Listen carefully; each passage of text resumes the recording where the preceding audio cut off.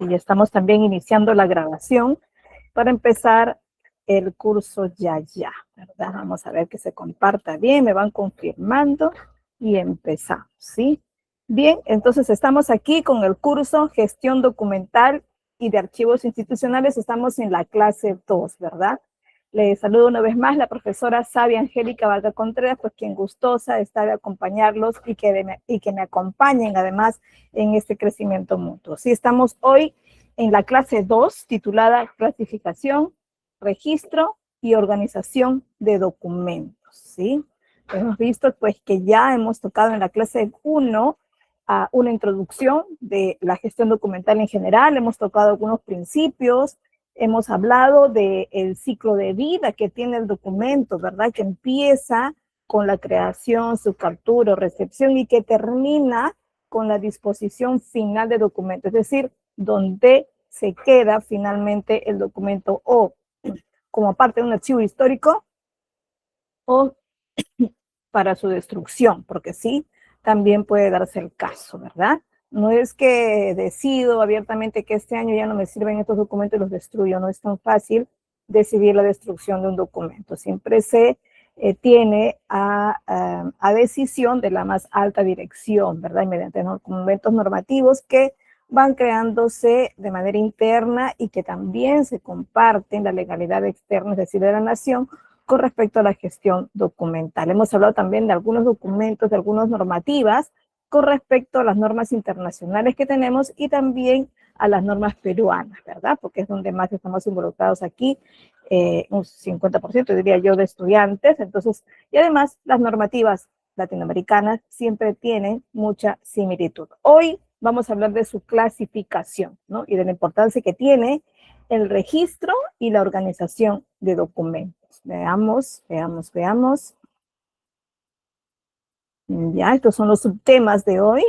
Y empezaré ya pues compartiendo algunos comentarios de ustedes que me gustaría escuchar. Lo voy a asegurarme que tengan todos activados sus micrófonos y que vayan pudiendo ya también alzar las manos para ir escuchándolos con respecto a esta pregunta o quizá algo particular que deseen comentar o consultar. Y así que tienen totalmente abierta la oportunidad para poder compartir. A ver, vamos a asegurarnos, sí, está totalmente activo los micrófonos, así es que esperamos ya ver algunas manitos alzadas. Tenemos aquí en la sala a Angeiri, tenemos a Carmen, Carolina, Cleofé, Fabricio, Jesús, y tenemos ya la manito alzada de Marina Ríos, sí, Marina Ríos.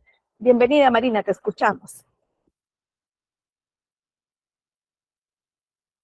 ¿Puedes prender tu micrófono, Marina? Muy bien. Marina, ¿te escuchamos? Bajaste la mano, ¿verdad? Por alguna razón, quizá dificultades también. Estamos por ahí con Karina Pina, Catherine Zuta, estamos con Mabel, Marco. Veamos por aquí, tenemos un comentario ya en el chat y nos dice, bueno, nos saluda por ahí varios de ustedes, profe, Rosa, ¿verdad? Muy buenas tardes, chicos, y bienvenidos y bienvenidas a todos a esta sesión en vivo, ¿verdad? Y también saludaron especialmente también a los que nos van viendo pues en las sesiones grabadas, porque a veces hay algunas dificultades, pero algunos no pueden estar la hora indicada. Si Fabricio nos comparte y nos dice, cuando llegue profesora voy a bajar a los bebés al carro para poder asistir con ellos, los conejos de Duracell. Ay, no te entendí, Fabricio. Me imagino que estás tratando de organizar tu momento, ¿sí? Bien, entonces, a ver, acá tengo tres consultas, tres preguntitas. Dice, ¿ustedes han archivado alguna vez un documento? Yo diría y me adelanto a que sí. Sí, de todas maneras, pero quizá me cuenten algo más, qué tipo de documentos han archivado. Ojo, ¿no, profesora? Yo nunca he archivado un documento. Yo estoy segura que sí, no solo en la parte laboral, en la parte estudiantil, sino en la parte personal también. Estoy segura que todos albergamos nuestro propio acervo documentario, nuestro propio grupo de documentos, o de manera física, ¿no? O de modo virtual, como tenemos administrado dentro de nuestras carpetas de organizador de documentos, ¿verdad? Nuestro clásico administrador de archivos dentro de Windows, ¿verdad? Así que estoy segura que todos, pero podrían ahí decirme algo particular. Tenemos la manito alzada de Sharon. Te escuchamos, Sharon. Ya. Buenas tardes, docente. Bueno, respecto a las preguntas que están en pantalla, yo trabajé en una empresa constructora que se dedicaba a hacer obras así para una empresa privada de acá, de una inmobiliaria. Entonces, estaba en el área administrativa y sí, archivaba documentos, archivaba facturas, tanto con sus guías, con sus comprobantes de pago. Tenía que tener, bueno, el comprobante de pago, la guía, la factura, y a veces cuando tenía retención también tenía eso. También he ayudado en lo que es también archivar contratos. ¿Y qué hacíamos, no? Era un poquito, no tenía, bueno, cuando llegué yo era todo archivadores, era todo por archivadores, estaba desordenado. Entonces yo empecé a archivarlos de acuerdo a obra, cada contrato de acuerdo a obra, a cada tiempo y a cada lugar. Y también tenía una base de datos que lo subía al Drive. Entonces, lo compartía tanto con la administradora general y con la que estaba también en sistema integrado de gestión. Y cada que querían de repente un contrato de alguna persona, lo ubicaban por obra. Hasta ahí eso es donde llegué. Y obviamente la pregunta 3, sí. Como cuando llegué estaba todo desordenado, a veces me pedían documentos y era difícil ubicarlo. Pero contribuí en algo hasta el tiempo que estuve en ordenar documentos, tanto facturas y también lo que es contratos. ¿Y qué hacía yo? Una manera de que me facilite, pues lo subí al Drive por obra, por nombre y por fechas.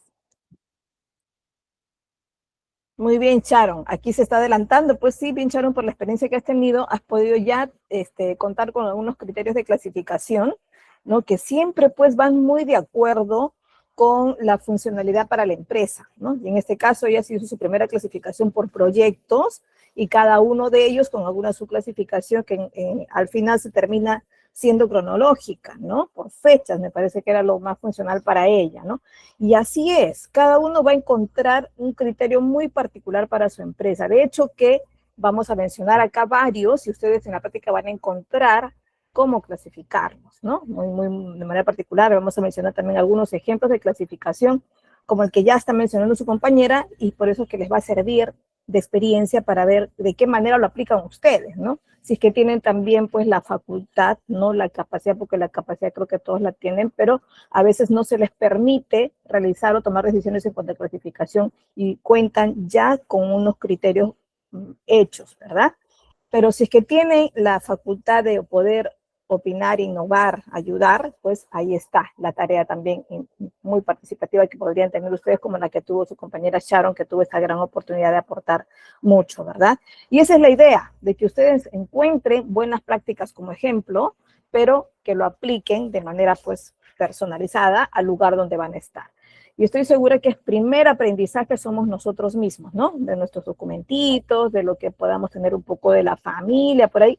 Eso va a ser nuestra primera práctica si al final no tenemos un centro de labores o no tenemos un centro propiamente estudiantil de varios años, ¿verdad? Eso es, todo es válido, chicos, todo. Por si acaso las preguntas que estén acá no son nota evaluativa, así que totalmente abiertos para que ustedes contesten sin temor a equivocarse porque no hay pregunta mal contestada, ¿sí? No se escucha a la joven hablando, sí se escuchó, yo creo que has tenido problemas con tu internet, pero igual vas a poderlo ver en la sesión grabada. Hola, buenas tardes, soy Jovita, desde Ecuador, Orellana, bienvenida. Por acá tenía algo particular que ya se fue por ahí. Ya, bueno, sí. El problema de señal. Ya, sí, no te preocupes, Marina Río, sí, vas a poder disfrutar de todas maneras de la sesión grabada. Veamos entonces qué tenemos más para hoy, ¿sí? Sí, pues a todos nos han pasado, de todas maneras, alguna vez un momento en que no se encontraban documentos, ¿no? O hemos visto que los demás no encontraban y tuvimos que rápidamente ayudar o preparar de una vez el criterio de clasificación para que no vuelva a ocurrir, ¿cierto? O también a nosotros mismos, ¿no? De nuestro clásico orden que decimos o desorden, o a veces decimos de manera clásica, entiendo mi desorden, ¿no? Y eso no es una muy buena señal porque nos estamos volviendo como para los demás muy dependientes, y no es la idea es que se entienda para todo el grupo con el que uno trabaja, ¿no?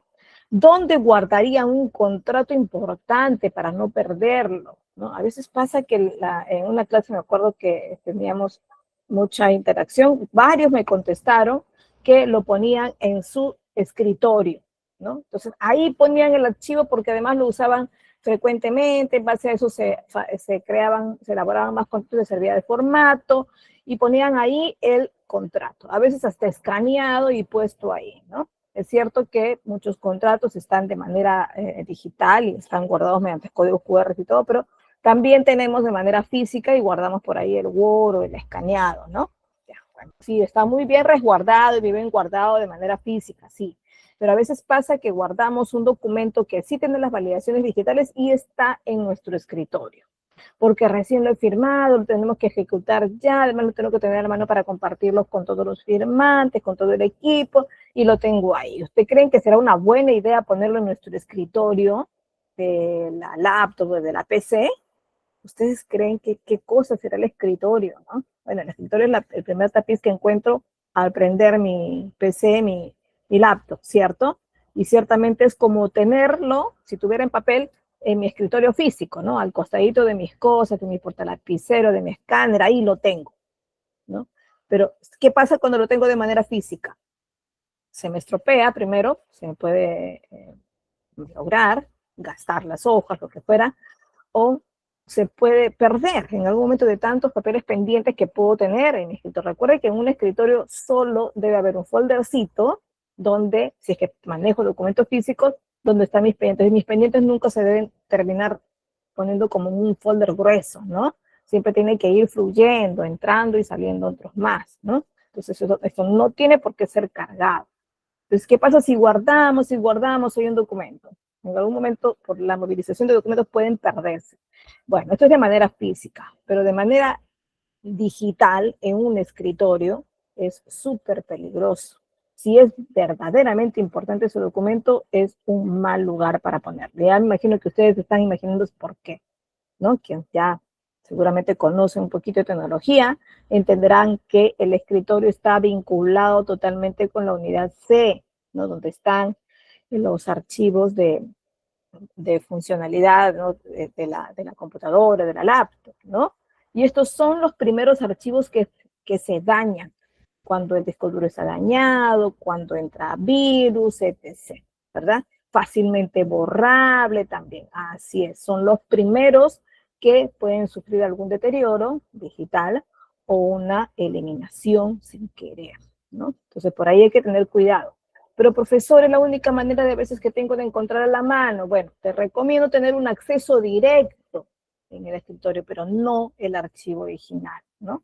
Entonces, tampoco debo llenar todo mi escritorio con una gran cantidad de archivos de acceso directo, ¿verdad? Yo diría que un escritorio es aceptable tenerlo hasta un 30%, pero nunca que a la mitad ya preocupa, te digo, uy, estoy iniciando un desorden y es más fácil limpiar cuando ya lo encuentro al 50%, pero si ya estoy al 100 y desbordando, ahí sí, ya de hecho que vas a tomarte un buen tiempo para limpiar, ¿no? Así que, y reubicar además los archivos. Entonces, no es recomendable dejarlos a la mano totalmente, ¿no? Archivos importantes sobre todo. Bien, tipos de documentos. Aquí vamos a empezar con la clasificación. ¿Por qué? Porque en base a esto es que creamos nuestros propios criterios de clasificación, ¿ya? Entonces veamos de qué se tratan los tipos de documentos, ojo, institucionales. A ver, ¿por qué creen que un documento en qué momento pasa a ser institucional? ¿Qué pasa si yo pertenezco a una institución, o sea, Vivaca, ¿no? Pertenezco aquí a ITEC, pertenezco a otra más de manera fija, pertenezco a una del Estado, aquí estamos por horas y en otros pues asesorías, ¿no? Pero ya, pongamos que pertenezco a la que estoy permanentemente en las mañanas, ya, es una institución pública, ¿no? Y de pronto como Sabivaca quisiera yo referirme, ¿no? Tengo un cargo ahí, de hecho, pero no me quiero presentar a ellos con mi cargo, sino como Sabivaca, como una persona común y corriente que quiere expresarle una opinión, ¿verdad? Entonces, emito un documento. ¿Será institucional un documento que yo, donde ponga mi opinión muy personal? No, ¿verdad? Entonces, ¿qué tendría que ser? Y recordemos, ¿qué es un documento institucional en todo caso? Por ahí recordemos cómo es que pasa a ser institucional un documento.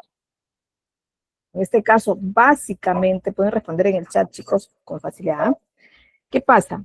Es institucional cuando la persona que firma representa a la institución. Si yo voy a referirme de manera privada, yo como soy Vivaca nada más, sin ningún cargo, entonces no es institucional.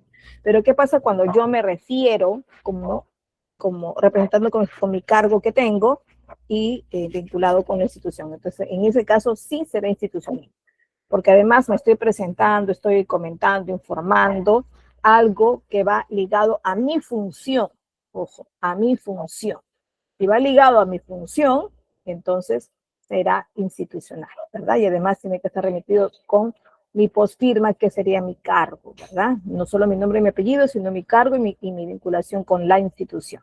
Entonces, siendo el documento institucional, tenemos también un sinfín de clasificación de estos, ¿verdad? Y esta clasificación va a ser, al fin y al cabo, no un criterio establecido y que no es cambiable, no, al contrario, sí puede ser cambiable, pero no a libre criterio, ¿no? Entonces viene a ser un proceso, sí, fundamental de todas maneras en la gestión documental, ¿no? Y que va a permitir, en este caso, organizar, ¿no? Va a permitir almacenar y poder recuperar la información de manera eficiente y oportuna, sobre todo, ¿no? Y dispuesta para las personas, para las funciones o para la institución que pueda y que tenga la facultad, el permiso para poder acceder a esa información, ¿sí? Existen varios principios que nos ayudan a definir estos criterios de clasificación.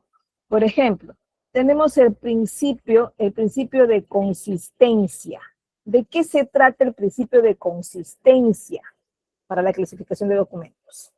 Uno, que tenemos que usar criterios uniformes para poder clasificar estos documentos de manera consistente, de manera firme, constante, ¿sí? Porque si estamos cambiando a cada momento los criterios, ¿no? Y además de manera eh, personal, se vuelve todo un desorden porque la clasificación no se mantiene, ¿verdad? Y mucho más si tengo que ponerme de acuerdo con todo un equipo. Entonces tengo que basarme en el documento planificativo para su clasificación. De todas maneras, tiene que estar puesto ahí los criterios de clasificación. ¿Sí? Hay una oficina que se encarga de esta clasificación, de esta gestión, y si no la hay, no hay una oficina de gestión documentaria general, pues será la más alta dirección, ¿no? Ella será la encargada. Bueno, entonces esta consistencia va a ayudar también y va a estar muchas veces vinculada con los ISOs, ligados a la calidad, ¿no? A la calidad de la gestión en este caso, ¿no? Entonces no puedo hoy día tener un criterio y mañana cambiar y pasado no. Si voy a cambiar y flexibilizar, de repente simplificar algún procedimiento administrativo para una clasificación de documentos, bueno, sí lo puedo hacer, pero tendrá que pasar un tiempo prudencial, ¿no? De análisis, porque no se pueden cambiar las normas de un momento a otro, ¿no? Porque sí está basado en normas. ¿Qué más? Otro de los grandes principios nos habla de la simplicidad. ¿Qué significa? Que hay que mantener el sistema de clasificación lo más entendible posible, llamado simple, llamado fácil, en este caso de entender, ¿no? De hecho, que algunos criterios tienen muchas subclasificaciones, y esto se trata cuando pues albergamos una gran cantidad de documentos y por supuesto va a tener muchas subclasificaciones. Y esto puede verse como algo no sencillo, no simple, ¿no? Pero dentro de los criterios que pongo que sea, al ser entendibles, por ejemplo, empezar por dos grandes grupos que sean recibidos y emitidos, es la primera simplicidad que tengo, pero dentro de los emitidos podrían ser informes un grupo, memorandos otro grupo, comunicados otro grupo, actas en otro lado y así, ¿no? Todos los documentos. Está pasando un temblorcito acá en Perú. Me disculpan, por favor. Temblor, temblor. Voy a...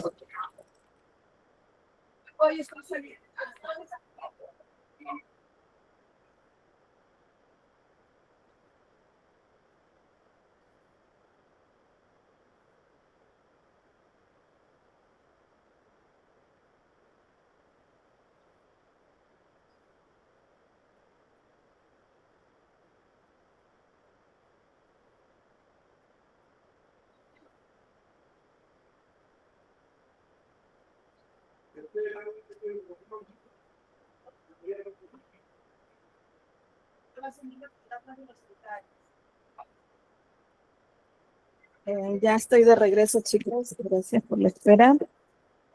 Prudencia. Prudencia y calma, ¿verdad?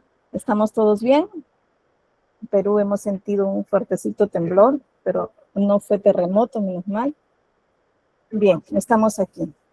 ¿Todos bien? Por favor, pónganme manito arriba para que todos sepan que me están escuchando. ¿Sí? Me escuchan claro, ¿verdad? Por aquí Elmer nos quiere comentar algo. Elmer Amador, te escuchamos.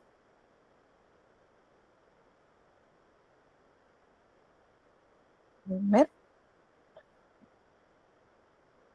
Sí, todo bien, nos dice Sharon. Bien. Ya, bien. Bien, chicos, sí, Elmer levantó, pero Laura, wow, sí, fuertecito. Ya, 5 en Perú. Ya luego comentaremos un poquito más sobre esto, pero estamos todos bien. Bien, entonces, a ver, estábamos hablando de la simplicidad. Sí, así es. Yo digo, profesora, pero para que sea simple, ¿no puede haber muchas clasificaciones? Pues sí, puede haber, pero si cada criterio de su clasificación se entiende, es decir, como yo les digo, tengo mis emitidos y recibidos.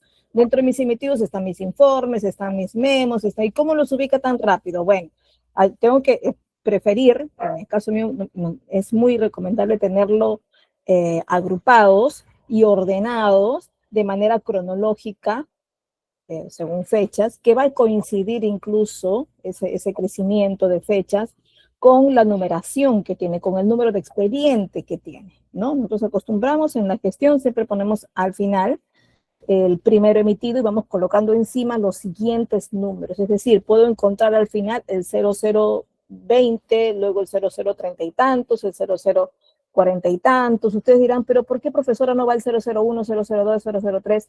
Porque si pasan por una oficina de gestión documentaria, cada uno le asigna un número que va correlativo para esa oficina, pero no necesariamente para mí. Es decir, la 001 puede estar un documento emitido para la dirección general, otro puede ser para la oficina de logística, otro puede, el número 003 puede ser para la secretaría académica, sí, y a mí me llega el 003, ¿no? Es así, pues es una numeración para toda la institución como evidencia de que está pasando por una oficina de gestión documental o de trámite documentario o una mesa de partes y llega. Entonces, dentro de mis emitidos tengo esto.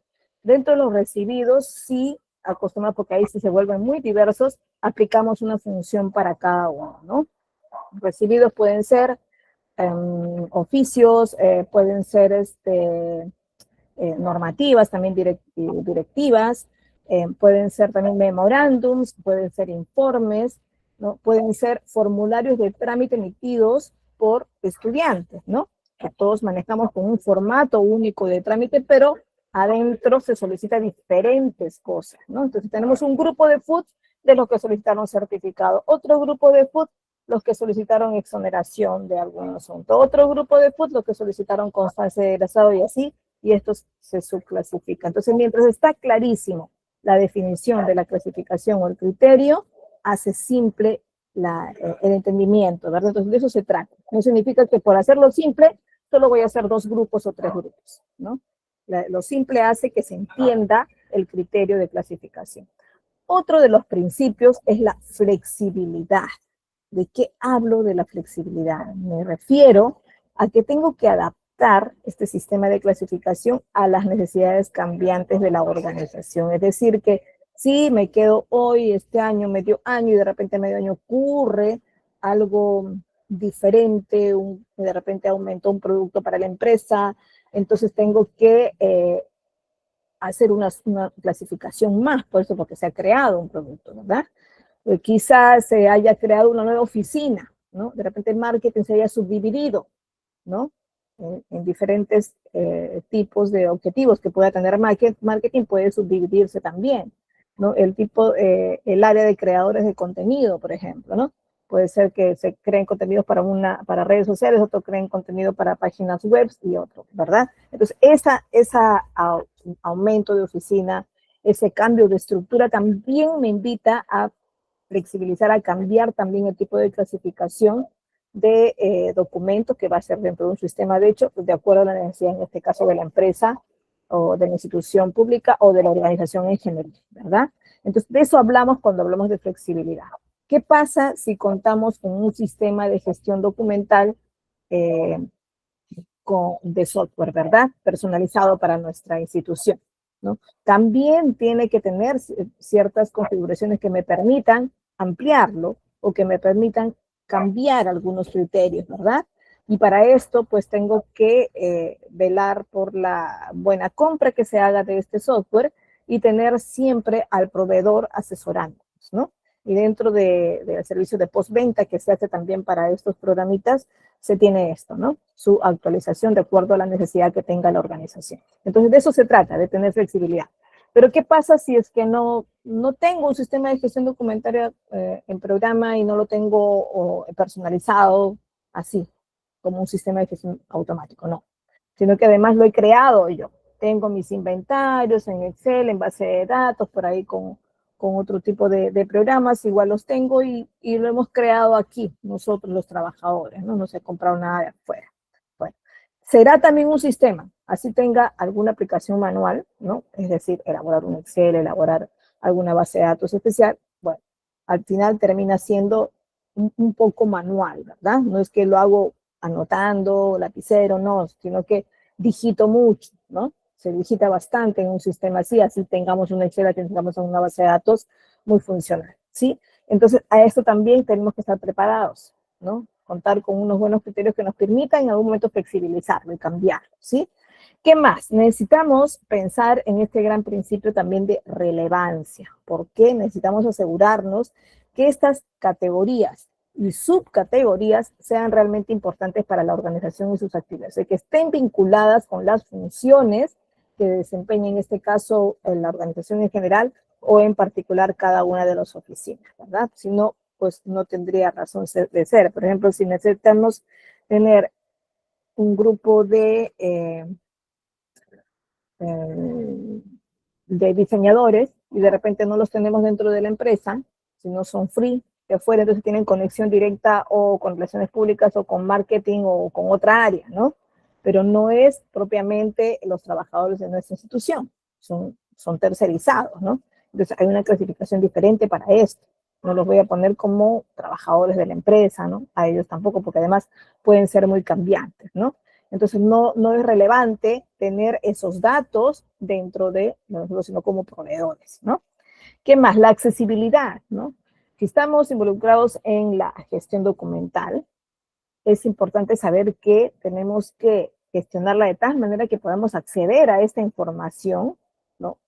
Es mucho más importante considerar la información que está dentro del documento a que solo voy a gestionar para poder ubicarlo así fríamente, este archivo, este documento, ¿no? Sino que tengo que pensar en que lo que tengo que ubicar es sobre todo la información, ¿no? Pero profesor es lo mismo, ubico el documento, ubico el contenido, ¿no? Pero me refiero a que si yo pienso en contenido, ya no voy a pensar, por ejemplo, en solo fecha del documento, sino además en alguna palabra clave que me invite a entender qué contenido tiene este documento. Bueno, pero además yo pienso en un documento en el que se analiza el presupuesto de la compra de algún tipo de insumo para la empresa, ¿no?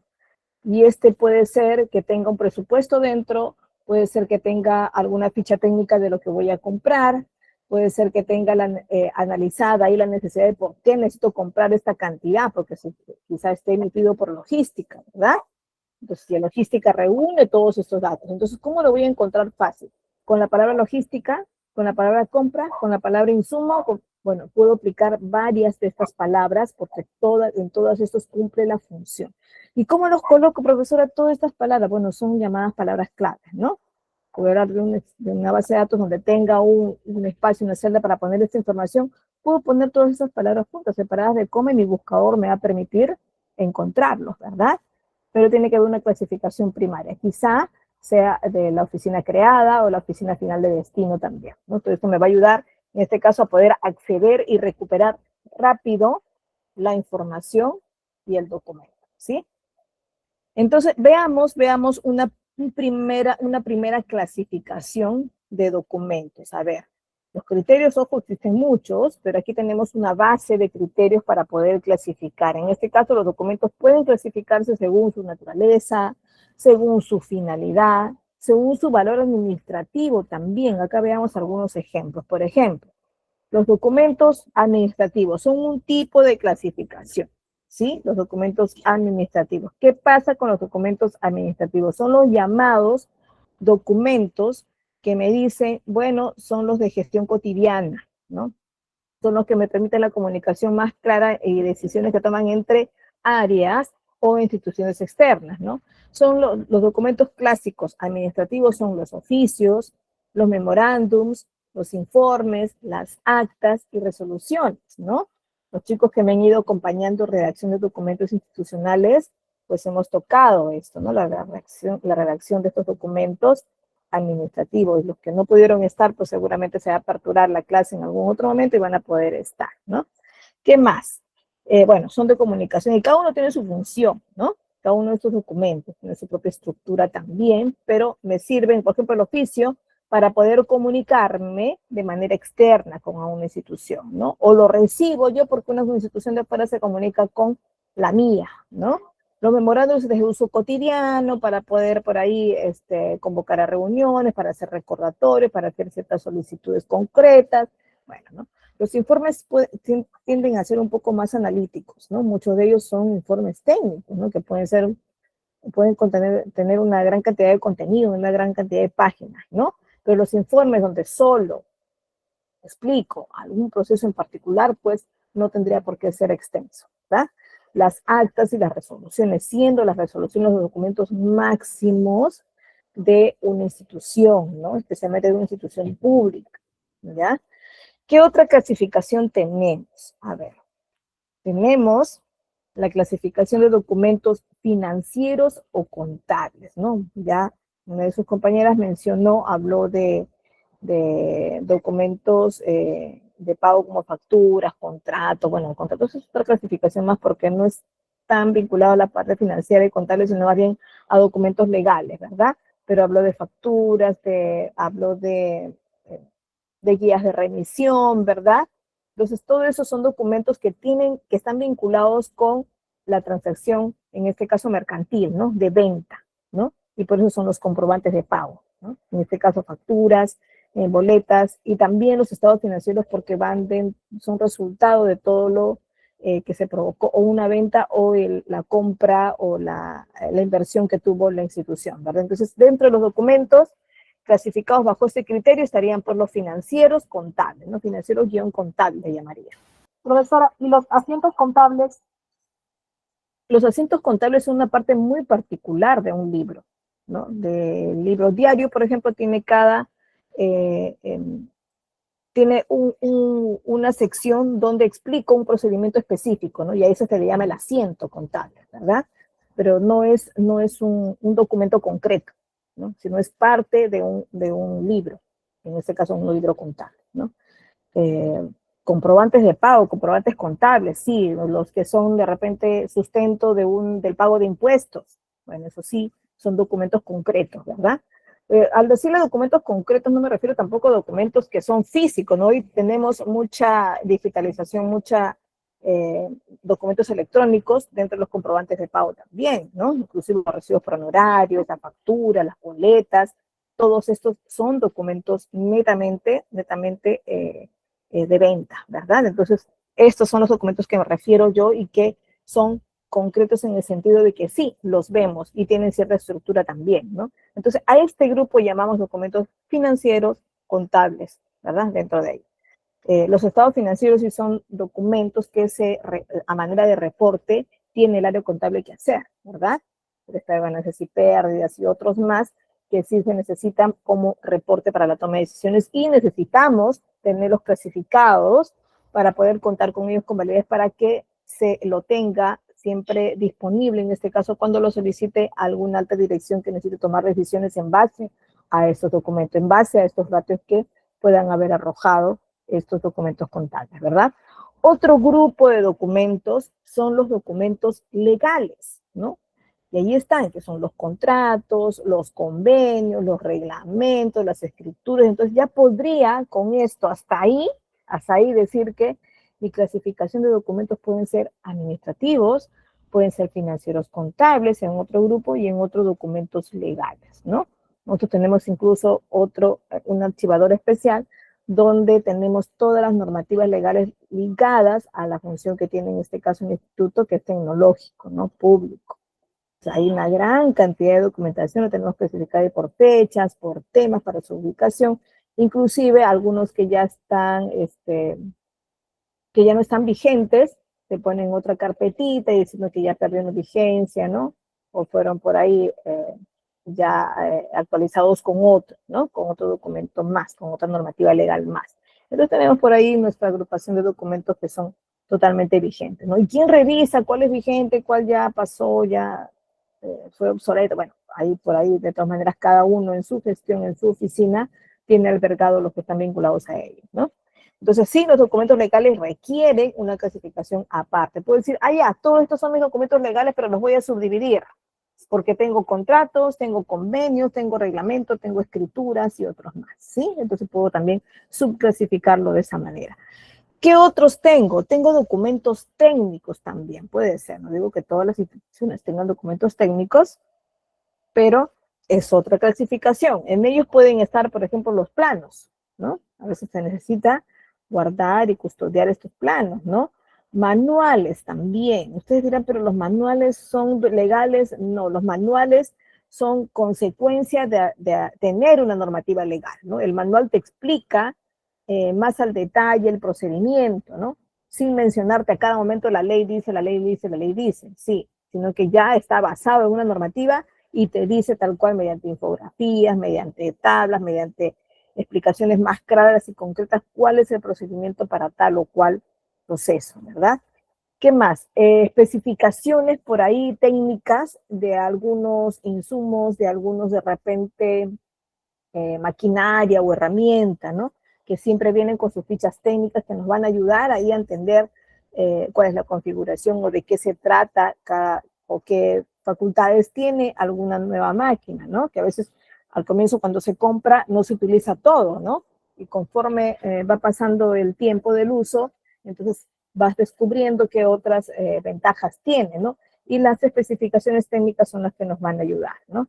Estudios, a veces que se hacen, ¿no? Para proyectos de factibilidad, de estudios de investigación, etcétera, también son considerados técnicos porque son fundamentados mediante una investigación, mediante un estudio que se hace, ¿no? Profesora, dentro de los documentos técnicos también entonces podría estar los documentos, contratos, reglamentos, no necesariamente. Los reglamentos son basados en normas legales, sí. El documento técnico va a ser el análisis de un proceso, sí, basado en una normativa legal siempre, pero el análisis de un proceso, inclusive para responder si se puede o no se puede dar, ¿no? Entonces necesitamos hacer un análisis técnico para esto, ¿no? ¿Qué más? Tenemos, luego de esto, diversas comunicaciones internas y externas.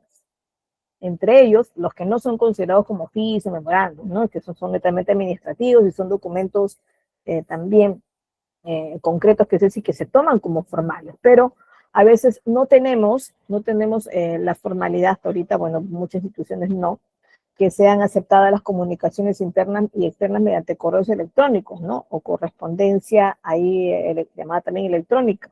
Entonces, estos a veces no pasan por un sistema de gestión documental. Entonces, por lo tanto, no llevan un código. Y si es así, pues no se toma como administrativo, ¿no? Se toma como una comunicación de refuerzo, sí, ¿no? Pero ¿qué pasa si contiene un código de atención, si contiene algo para hacerle seguimiento? Entonces pasa a ser, en este caso sí, un documento administrativo, este mensaje, este comunicado a través de un correo, ¿sí? Pero si no, termina siendo una comunicación de refuerzo, los correos electrónicos, que por cierto, aunque no tengan muchas instituciones no tengan la formalidad requerida para considerarlo como válida la comunicación, pero por lo menos debe utilizarse pues los correos electrónicos institucionales, ¿no? Para que por lo menos esta comunicación se considere institucional, si no pues estaríamos cayendo quizá en un error. Ahora, las instituciones a veces no tienen esta facilidad de contar con correos electrónicos institucionales, ¿no? Entonces hay que pensar muy bien si se toma como formal o no, ¿no? Porque recuerden que un correo electrónico personal es personal, no por ningún motivo se convierte en institucional, ¿no? Bueno, entonces es importante reconocer este tipo documental, ¿no? Va a permitir entonces establecer este tratamiento adecuado que le debemos dar a su clasificación y conocer también con esto los plazos de conservación y su valor legal o informativo que pueda tener, ¿no? Entonces vamos a ver ahorita algunos sistemas más particulares de clasificación de documentos, en este caso pensando ya en un sistema de clasificación documental. Les había dicho que un sistema de clasificación documental puede estar involucrado en un sistema de gestión documental automático, ¿no? Sí, pero pensemos de todos modos en la posibilidad de que nosotros preparemos propiamente nuestro sistema de clasificación, es decir, preparemos nuestro manual y nos diga, bueno, que en una primera instancia tiene que ser clasificado en dos grandes grupos, emitidos, recibidos, pero dentro de ellos se tiene que subclasificar de esta manera, ¿no? Y así lo determinará, en este caso, el documento planificador que contiene este sistema de clasificación documental.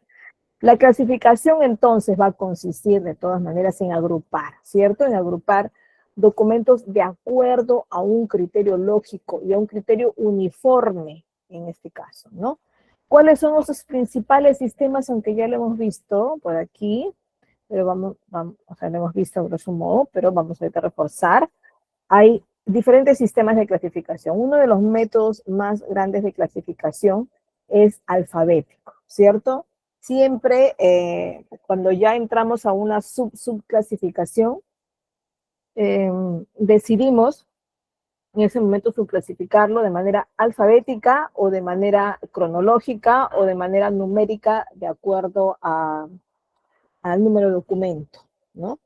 Cuando nosotros, por ejemplo, en la oficina donde yo estoy, emitimos documentos, ¿no? Que casi siempre son dos tipos, informes, bueno, hasta tres ya, informes, memorándums y comunicados, ¿no? Y cada uno tiene que ser numerado. Entonces, en el primer informe que se emita será el 001, guión no sé cuánto, ¿no? Memorándum 001, guión no sé cuánto. Comunicado número 001, guión no sé cuánto. Y de ahí partirán los demás, ¿no?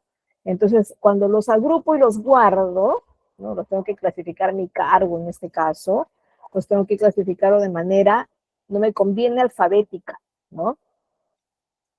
Porque no hay, bueno, el asunto puede ser que te digo, puede ser que me resulte fácil ordenarlo alfabético. Pues no, en este caso tus documentos tienen que ser de manera numérica, no de manera numérica de acuerdo al código de expediente, ¿no? Si lo voy a poner ahí todos mis documentos que he emitido, ¿no? Sí, es lo más adecuado lo que se emiten, a menos de que emita mucho más documentos, pero en este caso de mi oficina se emiten tres tipos, ¿no? Y es fácilmente clasificar solo, primero por temas, memorandos, informes, comunicados, y luego la segunda clasificación será de manera numérica de acuerdo al número de registro de mesa de partes, que es el caso de nosotros. Entonces tenemos una clasificación alfabética que también la utilizamos, pero para otros fines. Por ejemplo, necesitamos, tenemos varios files de legajo documentario de cada docente, ¿no? Entonces, tenemos ahí su currículum, tenemos una ficha de familiares, tenemos sus datos bancarios, tenemos también de repente sus datos de beneficios sociales que puedan tener, tanto en el Seguro Social como en la FP que han elegido, o el Fondo Nacional de Pensiones, etc. Entonces hay varios tipos de documentos también dentro, pero todo se convierte en el legajo profesional, en este caso del colaborador, ¿no? Ya, y tengo así varios folders. ¿Y cómo los voy a clasificar? De acuerdo a la carrera, uno es ingeniero, el otro es administrador, el otro es contador, todos los contadores por acá, todos los administradores. Yo creo que no es una buena clasificación, ¿no? A menos de que sea para nosotros más ágil así tenerlo, pero considero que podría ser de manera alfabética. Nosotros lo tenemos así de manera alfabética, ¿no? Y como se tiene que actualizar el legajo de ellos por año, porque las contrataciones son por año, aunque tenemos dos grandes grupos de trabajadores docentes, uno son los docentes nombrados, que son los que tienen una una seguridad laboral ya para toda su vida, ¿no? Ya trabajan, en este caso, en institución hasta que se jubilen, ¿verdad?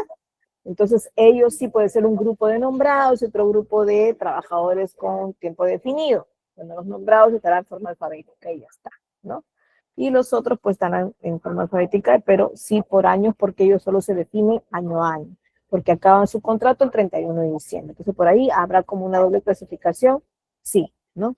Partiendo de estos dos grandes grupos, que son los nombrados y los de plazo determinado, ¿no? ¿Qué más? La clasificación temática. A veces requerimos tener documentos que son, por ejemplo, proyectos, aunque a veces a los proyectos le llaman proyecto A, proyecto B, pero a veces tenemos una gran cantidad de proyectos ya ejecutados, ¿no? Ya terminados, y necesitamos archivarlos, ¿no?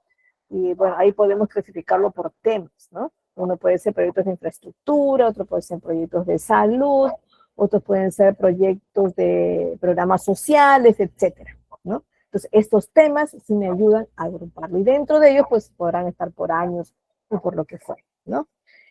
La clasificación cronológica llega dentro de la combinación de clasificaciones que podemos hacer, llega en un momento a estar presente de todas maneras, ¿no? La clasificación geográfica va a depender de la necesidad, ¿no? Por ejemplo, si tengo proyectos que están en diferentes ubicaciones geográficas, en este caso, tengo proyectos que están en el norte del Perú, por ejemplo, Tumbes, Piura, Lambayeque, La Libertad, por ahí, ese es un grupo del norte, ¿no? Si tengo otros proyectos que están y tengo todo a mi grupo trabajador vinculado para el sur, ¿no? Que tengo un equipo para el sur, otro equipo para el norte, entonces quizá necesite clasificarlo de esa manera geográfica, ¿no? Por sector.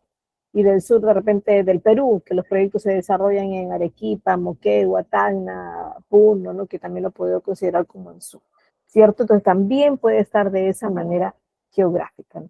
No, mi proyecto se divide en diferentes maneras. Solo trabajo con 3 o 4 regiones del Perú. Trabajo para Lima, trabajo para Cusco, para Cajamarca, Puno, por ahí. Ya, entonces geográficamente lo dividiré así, uno para Lima, otro para Cajamarca, ¿verdad? Pero no, tengo mi sector dividido en dos grandes grupos, nacional Perú e internacional, otros países. Entonces puede ser dividido así, ¿no? Nacional Perú y estarán agrupadas todas las regiones, internacional puede tener a todos los demás países y dentro de eso puedo subclasificar, ¿no? Proyectos en Venezuela, proyectos en República Dominicana, proyectos en Argentina, en Colombia, etc., si son fuera del país. Entonces este criterio se aplica según la necesidad de cada institución. Clasificación funcional no es la que se organiza de acuerdo a la función de su departamento de la organización, ¿no? Por ejemplo, estamos en la gerencia general y estamos agrupando los reportes que nos brindan las diferentes oficinas, ¿no? Y de la cual depende, en este caso, la gerencia general. Las oficinas, los órganos de línea que dependen de la gerencia general suelen ser el departamento de recursos humanos, el departamento de logística, el departamento de ventas, el departamento de marketing, departamento de producción y pueden haber otros más, ¿no? Todos estos órganos de línea rinden cuentas a la gerencia general y tienen, en este caso, la tarea de reportar quizá mes a mes, por ejemplo, de sus logros, ¿verdad? De si han llegado o no han llegado a la meta establecida, emitir por ahí un cuadro de rendimiento, ¿no? Según las metas que se estableció cuantitativamente, bueno, y tienen que reportar, ¿no? Entonces, de acuerdo a las funciones, sí necesito dividirlo, ¿no? Entonces, todos mis reportes de logística por acá, de recursos humanos por acá, de marketing por acá y de producción por acá, ¿cierto? Entonces, de esa manera lo tengo de manera funcional. Una gran ventaja de esto es que va a facilitar la recuperación de documentos relacionados con estas funciones específicas, ¿no? Pero una gran desventaja es que puede ser complicado para documentos que abarcan múltiples funciones, porque en este caso los reportes sí pueden ser muy específicos, pero hay otros documentos que en este caso cumplen la función de tal o tal, ¿no? Por supuesto, por ejemplo, que le debe a contabilidad cuando es una compra, y de manera para logística sí le sirve también como compra porque necesita ponerle sus inventarios, ¿cierto? Entonces, el criterio va a ser diverso y aplicado de manera personal o personalizada para cada institución, ¿sí? Veamos por aquí. Dentro del proceso de clasificación para tomar una decisión de cómo vamos a clasificar, de hecho que no lo hace una persona sola. Recordemos que cada procedimiento se realiza en grupo. ¿Por qué? Porque necesitamos tener un grupo multidiverso o de repente interdisciplinario que le debemos decir para tomar decisiones. Si vamos a tomar decisiones para clasificación, sí necesitamos no tomarlo solo porque el criterio nunca es único, se tiene que entender para todos y por eso es importante que varios mencionen si el criterio está funcionando en su entendimiento o no, ¿no? Hay que permitirnos, primero tengo una por ahí, una prendida, de repente quieren participar, no, ¿verdad? Ya, bueno. Necesitamos primero pensar en un análisis, es decir, lo que llamo yo un análisis de contenido es examinar, en este caso, el grupo de documentos para identificar su propósito, para identificar por ahí cuál es el contenido básico y el contexto bajo el cual se va a desarrollar, ¿no? Entonces, una vez que analizo este contenido de uno o varios documentos, empiezo a asignarle ciertas categorías, a determinar primero la categoría principal y las subcategorías a las que pertenece el documento, ¿cierto? Te pones un documento de compras, eh, puede ser sustento del requerimiento de logística, ¿no? Puede ser el sustento también de, de la salida de dinero de contabilidad, ¿no? Entonces, por ahí está participando en dos categorías o subcategorías, ¿no? Dependiendo cómo lo esté arrojando la clasificación, ¿no? Pero ese es un criterio más. Luego, dentro de este proceso necesito pensar en indexación, es decir, asignar palabras claves y otros llamados metadatos para poder facilitar su búsqueda, ¿no? Voy a armar una base de datos donde voy a poner informe número 008, guión log de logística, por ejemplo, guión 2026, ya está, ¿no? Y habla de compra de insumos para la producción del lote no sé cuánto. ¿Listo? ¿Y qué es lo que voy a asignar como palabras claves? Voy a poner logística, voy a poner presupuesto, compras y todo lo que me indique a mí que es lo principal para poderlo ubicar, porque recuerda, si coloco una palabra buena, clave, dentro de un buscador, lo ubico fácilmente, ¿sí? ¿Qué más? Y con eso estoy indexando, pues estoy involucrando en este caso un documento con otro también. ¿Qué más? Tengo que pensar en cómo voy a gestionar la ubicación en un sistema de gestión documental. Colocar el documento en la carpeta o directorio correspondiente dentro de un sistema de gestión documental, ¿no? A veces pasa que tengo un documento, es digital, ¿no? Y no requiero, en este caso, llevárselo a alguien, ¿verdad? De manera física, acercarme, recoger su cargo y todo, ¿no? Si es un sistema de gestión documental, en este caso digital, quizá exista un buzón donde deba colocarlo. Bueno, si es así el sistema, pues lo colocaremos en su buzón y en este caso, al destinatario le llegará una alerta de que tiene algo en su buzón para que se pueda fijar, ¿verdad? O directamente lo envío a sus correos electrónicos y adjunto el documento en este caso necesario, ¿sí? Va a depender de cómo es que gestiono este sistema de gestión documental dentro de una institución. Va a requerir, por más proceso que esté ordenado, pensado por varias personas, preplanificado, prototipado y todo, igual necesita una revisión y actualización. Es decir, necesitamos revisar periódicamente este sistema de clasificación y realizar los ajustes que sean necesarios, ¿no? Vamos a pensar, por ejemplo, en que tengo un documento, ya, es un memorándum sobre actualización de política de trabajo remoto. Ya. ¿Puede ser de contabilidad? Un documento de contabilidad, como cuál, por ejemplo, mencióname un documento contable. De los asientos contables. Es que asiento contable me parece que es un sector de libro contable. O necesitas clasificar todos tus asientos, los tienes desglosados aparte y los clasificas.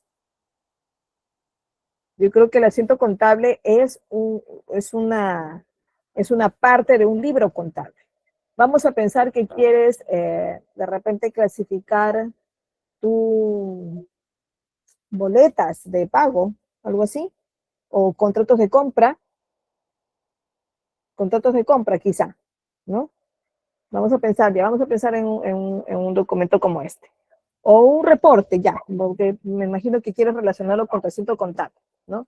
Un estado de ganancias y pérdidas, ya que es un documento, es un reporte, que junto con otros documentos financieros sí se reporta, ¿no? Vamos a pensar en que tienes tu estado de ganancias y pérdidas, sí, ya está, lo tienes y necesitas, pues, dirigirlo, ¿verdad? Tiene un propósito, ¿cuál? ¿No? En este caso, dirigirse, este documento, junto con un informe seguramente, dirigirlo a la más alta dirección, ¿no? Para que vea si necesita revisarlo con otra área o desde ya con eso le sirve para tomar algunas decisiones importantes. Entonces, su propósito va a ser permitir el análisis a la gerencia general de lo que tiene hasta hoy como ganancia o pérdida, ¿sí? Le asigno qué categoría. Le puedo poner ahí estado financiero, ¿no? Porque es un estado financiero. Le puedo poner también palabra contabilidad, porque va vinculado con las respuestas del análisis contable, ¿sí? Listo. Puedo ponerlo también como Partida doble. partida doble, ¿sí? Como partida doble. No me queda muy claro, pero a ver, supongamos que tengas que necesitar. Entonces son 3 tipos de subclasificaciones que puedo tener, 3 criterios de clasificación. Pero ¿cuál sería para mí mi principal? Es un estado financiero. Entonces, principalmente tiene que estar como estado financiero, ¿verdad? Y por ahí va a figurar, pues, ¿quiénes tienen los permisos para capturar o recuperar un estado financiero? ¿Solo la más alta dirección o el área de contabilidad? Nadie más, ¿verdad? El área de contabilidad que puede ser un área financiera, ¿verdad? Pero a mi criterio, ninguna otra más, porque nadie decide en base a uno. Ahora, lo necesito porque necesito ir conociendo en ventas, necesito yo darles un poco ánimo a mis vendedores, porque necesito ver que sí estamos ganando más que perdiendo y estamos creciendo en esto. Bueno, quizá requieran, no el estado de ganancias y pérdidas, porque quizá no requiera analizar todo esto un grupo de vendedores, ¿no? Necesitan un informativo mejor dirigido para ellos. Entonces, no amerita que esté al acceso, en este caso, de vendedores o del supervisor de ventas, porque no va a cumplir su función tal, ¿no? Luego lo tengo que indexar entonces con palabras que me indiquen cómo los busco, ¿no? En este caso, estados financieros, contabilidad, finanzas son los más adecuados, ¿no? La ubicación dentro del sistema de gestión documental puede tener una ruta donde lo clasifique, ¿no? Puede estar dentro de estados financieros, luego una subclasificación que diga finanzas y dentro de otra clasificación que de frente diga la fecha, ¿no? Quizá. De repente es un reporte semestral o un reporte anual o mensual, ¿no? Entonces coloco ahí el año o el mes o el semestre, ¿cierto? Entonces, toda esta ruta va a estar de todas maneras descrita dentro del sistema de gestión documental. Hay que también considerar una revisión y actualización, es decir, periódicamente hay que revisar cómo están clasificados, ¿no? Para eso tendré pues un inventario que me va a ayudar a visualizar todo el contenido de documentos que tengo según sus títulos y según los criterios de clasificación, ¿cierto? Entonces, esto vendría a ser, en todo caso, un proceso que también de manera particular cada institución lo podría tener, pero en líneas generales este es el proceso que debo tomar para poder, en este caso, realizar una buena clasificación de documentos. Aparte, tenemos que conocer esto, de qué se trata el valor documental. Ojo, valor documental no se refiere a que un documento es más importante que otro. No, aunque sí existe la jerarquía de documentos, pero en este caso no vamos a hablar de jerarquía de documentos. Jerarquía de documentos es otra cosa, inclusive la jerarquía de documentos se clasifica mediante niveles, no porque un documento es más importante que otro, sino porque uno toma mayores decisiones que otros, sí, ¿no? Entonces, ese es el valor documental que requieren y que necesitan y que tienen los documentos. ¿Cómo podríamos decir qué definición general podríamos darle a la valoración documental, ¿no? Los criterios, en este caso de valor documental, son fundamentales pues, para poder determinar esta importancia, el significado de los documentos dentro de toda una organización, ¿no? Tanto desde una perspectiva operativa como histórica, ¿no? Entonces, estos criterios nos ayudan a identificar qué documentos deben ser conservados a largo plazo debido a su valor administrativo, fiscal, histórico u otros, ¿no? Entonces, en el contexto de la archivística, la gestión documental, los conceptos de valores primarios y secundarios se refieren a la importancia y el significado de los documentos para la organización o la sociedad en general. Entonces en términos generales diríamos que ayudan un poco a categorizar y priorizar también la preservación y el acceso de documentos en función de su relevancia, incluso histórica, administrativa, legal, ¿no? No es que el documento histórico sea más importante y por lo tanto se guarda para toda la vida en la institución, ¿no? Porque sea el más importante, no, sino que es el que pide más evidencia por muchos años. Entonces tenemos que tenerlo como histórico incluso para toda la vida, ¿no? Entonces vamos concretamente a ver a qué se refiere cada uno de estos tipos de valores de documentos, ¿no? Aquí, por ejemplo, tenemos valores primarios documentales, ¿no? Primarios, lo tengo aquí en dos grandes grupos, valores primarios y valores secundarios, ¿no? Los valores primarios documentales se refieren en este caso a una importancia fundamental de un documento en el momento en que fue creado o recibido por primera vez. Estos documentos entonces suelen tener pues una relevancia directa y significativa con las operaciones diarias, o sea, son digamos, documentos activos, documentos presentes en este año lectivo, ¿no? Entonces, la toma de decisiones y los procesos administrativos de la organización dependen mucho de su presencia directa, ¿no? Algunos ejemplos de esto dentro de los valores primarios que tenemos está el valor administrativo, por ejemplo, que es el cotidiano, ¿no? Que es el que realizamos todos los días, ¿no? Por ejemplo, registros de personal, actualización de legajos de personal, informes financieros actualizados, contratos vigentes. Bueno, todos estos documentos tenemos que tenerlos primariamente a la mano, ¿no? Los contratos sí, porque si están vigentes tenemos que revisarlo a cada momento para poder sustentar y ver si están cumpliendo o no. Entonces, ese valor administrativo cuenta, ¿no? Valor legal son los documentos que tienen importancia para el cumplimiento de las leyes, de las regulaciones, de las normativas, ¿no? Por ejemplo, los contratos firmados, el registro contable, la licencia, los permisos legales, ¿no? Que me ayudan a garantizar que un procedimiento está sucediendo de manera legal, ¿no? De manera aceptada legalmente para mi institución. ¿Qué pasa si un docente se ausenta por varios días? Pues tiene que justificar, ¿no? Y para esto, pues sí, el docente tiene que tener una licencia de docentismo, ¿no? ¿Y quién la da? Estuvo enfermo, si estuvo enfermo, pues la licencia lo dará la entidad de salud competente, ¿verdad? Si hay alguna otra razón, pues lo considera en este caso la más alta dirección, quien evalúa el caso y lo considera o no como licencia, puede considerarlo como falta injustificada también. Si hay falta injustificada 3 días continuos, pues puede ser despedido automáticamente, ¿no?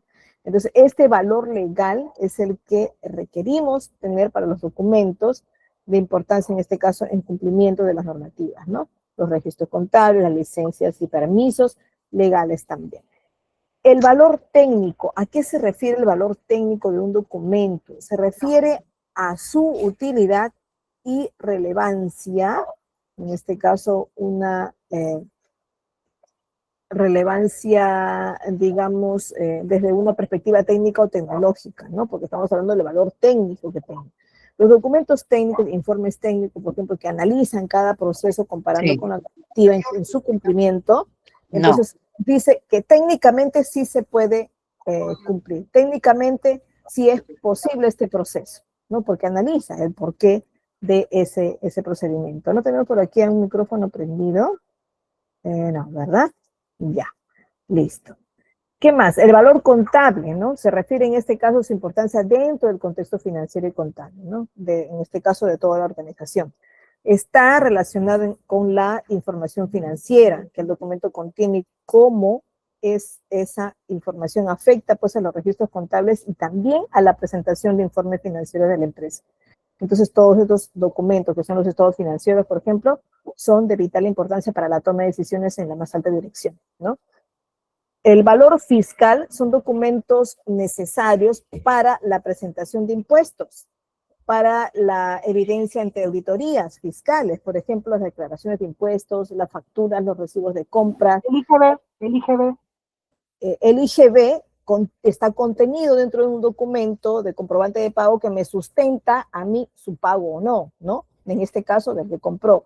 Pero cuando necesitamos reportar el pago del IGB, de la renta en una institución, pues existe el documento que garantiza que lo hizo, ¿verdad? En este caso sería ser la declaración jurada, ¿no? Una declaración mensual que se hace también, cuando tenemos que declarar, por ejemplo, planillas, y tenemos que garantizar de que lo hicimos. Entonces tenemos la constancia que se descarga, en este caso en Perú, de la SUNAT, para poder sustentar que se realizó esa declaración de planilla mensual, ¿no? Que se hace pues mensual. Entonces, estos son los documentos primarios que llamamos, que tenemos que tener como primera clasificación, que lo tenemos que tener incluso albergados en como acervo documentario actual dentro de nuestra oficina, ¿no? Ahora, si nuestra oficina es muy chiquita y tenemos aparte otra oficina de solo para albergar nuestros documentos primarios, pues sí, ¿no? Puede ser que esté ahí una oficina vecina, ¿no? Pero a veces pasa que tenemos varias cosas en nuestra oficina. Tenemos una oficina amplia, entonces sí tendríamos que tener nuestros documentos activos, nuestros documentos primarios a la mano. ¿Qué quiero decir a la mano? Presente en nuestra oficina. A la mano no significa tener en el escritorio tampoco, ¿no?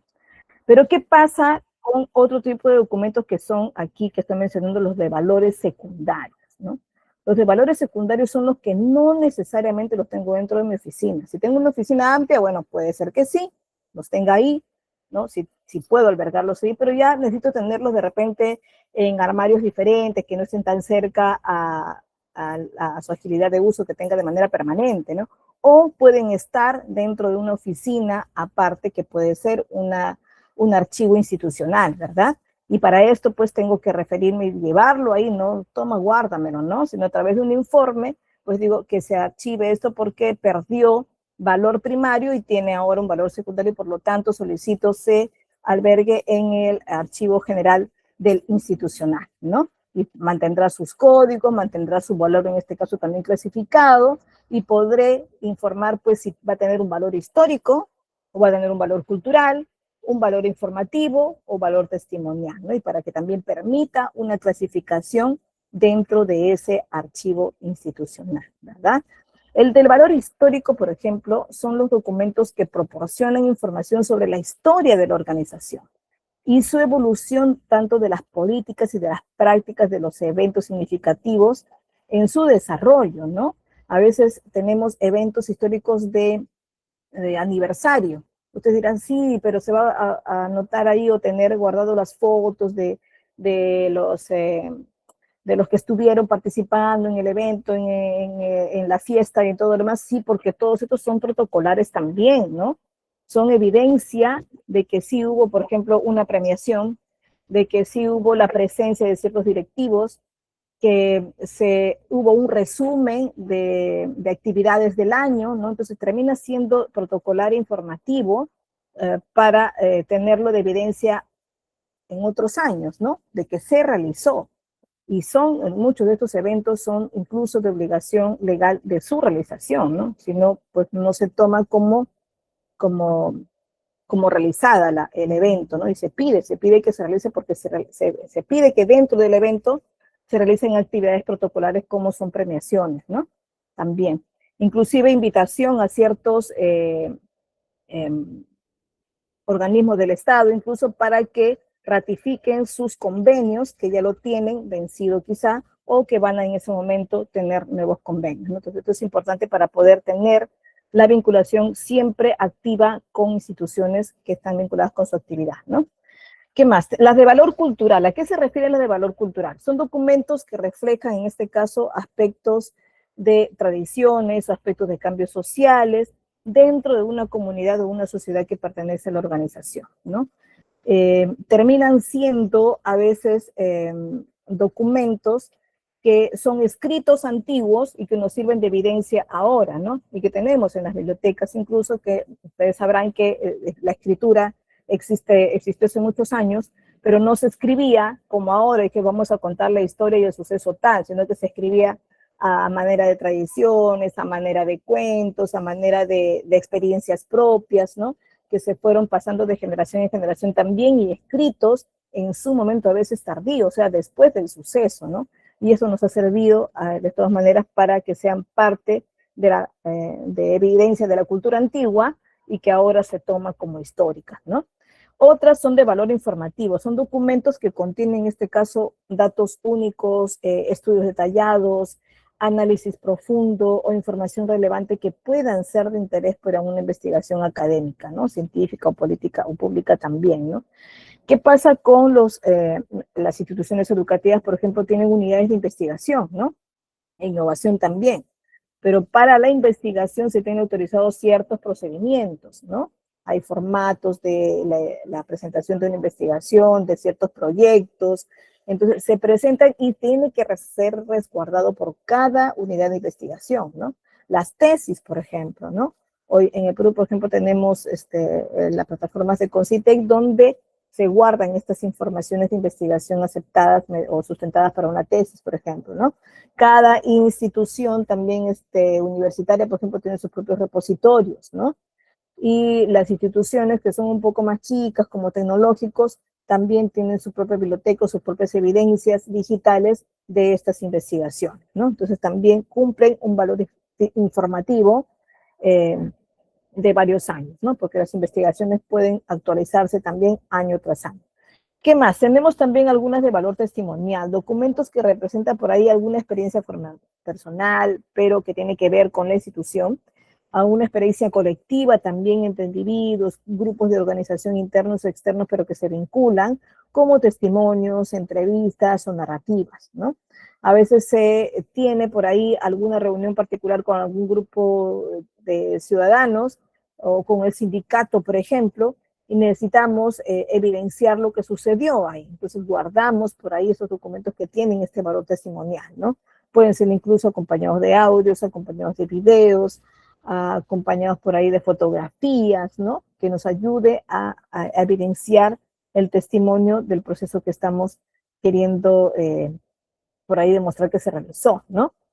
Bien, entonces esta es la clasificación con respecto a la valoración de documentos. Ojo, una clasificación grande que se hace para poder decidir en qué lugar va a ir este grupo de documentos, ¿cierto? Vamos a ver, ¿dejé de compartir? No, ¿no? Sí, aquí estamos, ya. Bien, otra de las cosas que tenemos que tomar en cuenta es el registro y control de la documentación. Si estamos pensando que vamos a estar dentro de una gestión documental y de archivos institucionales, para que sean institucionales tiene que ser parte de la institución y tiene que ser relevante la información, ¿verdad? Y además tiene que ser registrada. Si uno existe y te paso de aquí a acá al costadito, toma, te estoy enviando un informe, me recibiste, ya, fírmame el cargo aquí, pero no tiene ningún registro, o sea, ningún número de codificación donde me evidencie que sí está registrado, pues no será considerado formal y tampoco institucional. Entonces, el registro y control de la documentación es uno de los grandes pilares en la gestión documental, ya que garantiza que toda información institucional sea trazable, o sea, que pase, garantiza su procedimiento, ¿no? Que sea confiable y esté disponible cuando se necesite, ¿no? ¿Qué pasa si, la institución pública nos dicen que somos demasiado burocrática, todo lo hacemos con documento, no agilizamos los procesos mediante la comunicación tecnológica que hoy tenemos, que son los correos, los grupos de WhatsApp y todo lo que nos indique que sea más rápido, ¿no? Un telefonito, ya confirma sí estoy de acuerdo, y no, imposible, porque tiene que ser evidenciado con documentos, ¿no? Por eso es que dicen que en la institución pública papelito manda, ¿no? Incluso cuando ustedes postulen alguna convocatoria del Estado, pues tienen que evidenciar sus conocimientos. Ustedes no pueden poner, tengo conocimientos en gestión documental y archivos institucionales, tienen que evidenciarlo con un documento de una institución pública y tienen que tener su certificado, ¿verdad? No, pero a mí no me piden porque me van a recomendar. Bueno, si tienes tú esa facilidad de que solo requieren tu conocimiento, y de hecho que te van a evaluar seguramente, y que no es tu documento, pues mucha suerte, ¿no? Porque no todo es así, ¿no? No todo es así. La mayoría, pues ahora incluso instituciones privadas que estoy asesorando, ya en la entrevista personal les están preguntando, no piden al comienzo el documento, el currículum documentado, pero si en la entrevista le dice, ¿tienes conocimiento de tal? ¿Y dónde lo adquiriste? Ya, tú mencionas dónde. Ah, ok, gracias. Entonces el lunes espero en el correo el certificado para poder ponerlo en tu legajo. Y de pronto no lo tienes, ¿no? Entonces hay que considerar tener una certificación para todos los conocimientos que vamos adquiriendo, ¿no? Bueno, pero en el registro y control, quedándonos aquí, pues sabemos que necesitamos que se garantice la trazabilidad de documentos. ¿De qué estamos hablando ahí? Hablamos de que registrar cada documento permite por ahí rastrear su seguimiento desde su origen hasta su destinatario, la fecha en que fue emitido, la fecha en que recibieron incluso y propósito, ¿verdad? Así que también pues se puede conocer qué trámite dio origen a este documento, ¿sí? Y quién lo generó y a qué área también fue derivado, ¿no? Entonces, un informe, por ejemplo, que fue enviado desde la gerencia de contabilidad, el registro me va a permitir confirmar cuándo se recibió y si fue atendido. Y sí, hay documentos que cuando te lo envían, bueno, en este caso lo tramitas por una mesa de partes virtual, ¿no? Te permite hacer el seguimiento mediante un código que te dan y una clave, ¿verdad? Entonces, por ahí se puede ver en qué tan avanzado está, ¿no? Inclusive te sale la cantidad de días que restan para que te responda, ¿no? Porque siempre te van a informar en cuánto tiempo le permite, en este caso, su norma legal, emitirte la respuesta, ¿sí? ¿Qué más? Además, nos va a facilitar, pues, la organización y recuperación de la información, ¿no? Recuerde que acá vamos a recalcar, cuando gestionamos documentos, sobre todo la información, ¿no? El papelito que podemos encontrarnos, necesitamos que la información esté completa, con todo su expediente completo. Entonces, el control documental crea, en este caso, un sistema de referencia única, ¿no? Como un número de registro, un asunto o código, y lo cual va a acelerar en este caso la búsqueda de documentos cuando se requiere pues información para auditorías, para trámites, para decisiones, etcétera, ¿no? Evita pues la pérdida o duplicidad de documentos, porque recordemos que un documento tiene un número único, no puedo darle a dos documentos una misma numeración, caería en una falta grave de información, así que hay que considerar estos o prever que no ocurran nunca. Entonces, trabajamos en equipo, que esté muy claro qué número es el que continúa, ¿no? Para que no repitamos el número, ¿sí? Hay que siempre seguir una secuencia y anotarla también, ¿no? Ayuda también en la mejora del rendimiento de cuentas y del rendimiento de la transparencia, porque a poder agilizar en este caso o ordenar en este caso nuestra clasificación y registro, pues podemos demostrar rápidamente a la gestión institucional la obtención de algún documento requerido, ¿no? Y lo hacemos de manera rápida, ¿no? Porque ya tenemos ordenado su subclasificación y podemos poner en el motor de búsqueda que podemos tener para este fin y encontrar rápidamente la información, ¿sí? Además, fomenta la responsabilidad entre las áreas, ¿no? Que reciben, que tramitan y que archivan documentos, ¿no? Durante una auditoría, por ejemplo, el registro permite incluso probar que una carta fue respondida dentro del plazo recibido, ¿no? A veces pasa que no me respondieron, yo he enviado ese documento y estoy esperando hasta la fecha, que no me, y se quejan ante nuestro ente superior. Y como tienen ahí supuestamente pruebas de esta persona que está mostrando conversaciones o capturas de WhatsApp, bueno, etcétera, y lanza su denuncia, entonces llega una auditoría administrativa a nuestra institución y tenemos que mostrar rápidamente la evidencia, ¿no? Aquí está, se le respondió tal fecha y aquí está la evidencia de la firma de la recepción del documento de tal persona, ¿no? Entonces sí, le hemos respondido. Se está equivocando en este caso la usuaria manifestando de que no le respondieron, ¿cierto? Entonces esto nos ayuda por ahí a un poco liberar responsabilidades o poder ser medio probatorio de los procesos que estoy afirmando, ¿no? Y optimiza, pues de esta manera optimiza estos procesos administrativos, ¿no? El control de documentos ayuda en este caso a evitar retrasos, a tener por ahí algunos cuellos de botella, ¿no? ¿Qué pasa si por ahí no clasificamos bien o por ahí queremos cambiar de pronto la clasificación y estamos en pleno proceso de ejecución, ¿no? Y acumulamos nuestros documentos que tenemos por archivar. Y de pronto nos pidieron buscar un tipo de documento y lo buscamos en los ya archivados y cuando lo tenemos todavía en pendientes de archivar, ¿no? Y ese pendiente fue tan creciente que resulta difícil buscar en nuestro grupo de pendientes por archivar, ¿verdad? Sí, y está bien que ordenemos por un lado los que están pendientes por archivar porque no los puedo hacer a cada momento. No es que me llegue un documento por archivar, dejo lo que tengo que hacer y me pongo a archivarlo.